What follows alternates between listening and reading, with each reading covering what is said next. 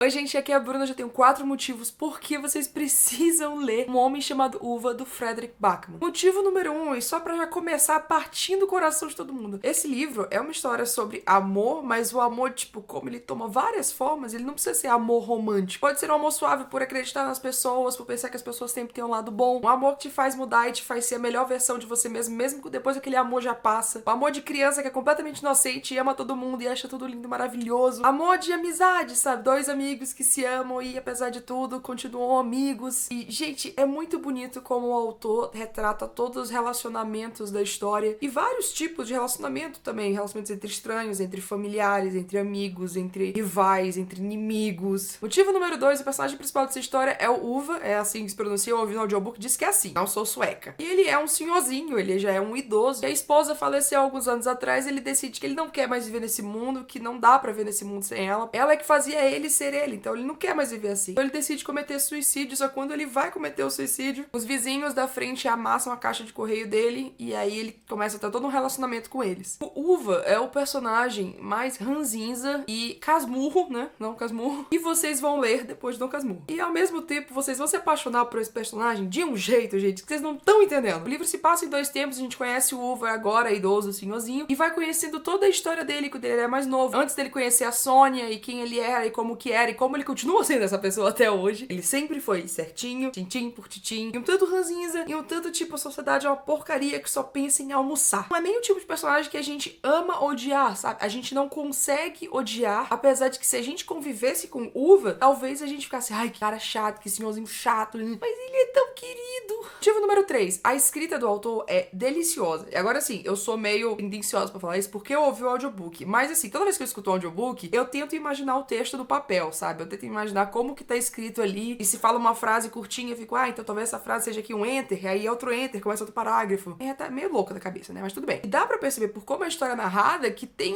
um estilo ali que faz todo sentido no papel. Eu até pensei, poxa, eu queria ter lido esse livro mesmo, pra ver aquele estilozinho ali montado numa folha, e talvez depois até compre o livro pra eu poder ver ele bonitinho. Eu gostei muito do estilo de escrita dele, como às vezes ele brinca com as palavras, e uma repetição ali pra dar um tchan, sabe? Em nenhum momento a história travou pra mim. Durante toda a leitura, eu fui, tipo, saboreando. Sabe quando você escuta, né, no caso, mas lê um livro com um gosto, que você tá, nossa, essa experiência tá sendo tão gostosa, tá tão bom ler / ouvir isso aqui. Foi um livro que deixou muito feliz e muito triste de ler. Nem vou falar da parte triste, nem vou falar. Quarto motivo, eu só percebi quando eu escrevi o roteiro desse vídeo que pra mim foi a coisa mais, tipo, caraca, é isso. Pra mim existem 2 tipos de livros. Livros que a gente lê a história, que a gente absorve, tá tudo ali só pra gente consumir, e livros que contam a história pra gente. E esses livros que contam a história pra gente, pra mim, são mais raros, pegam muito mais no nosso coração. Pra mim, são livros que a gente tem a sensação que é uma história que você precisava ouvir, sabe?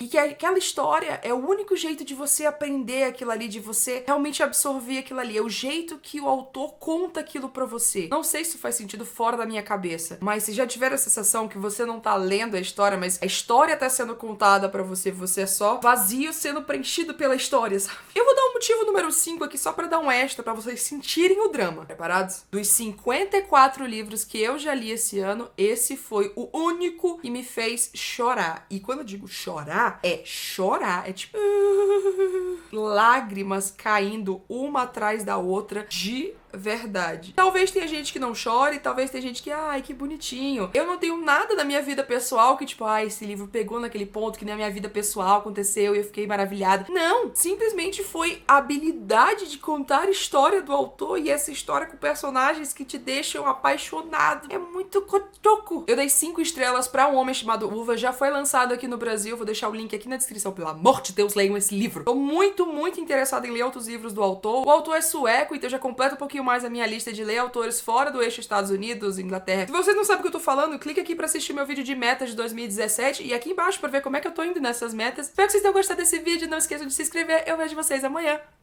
Tchau!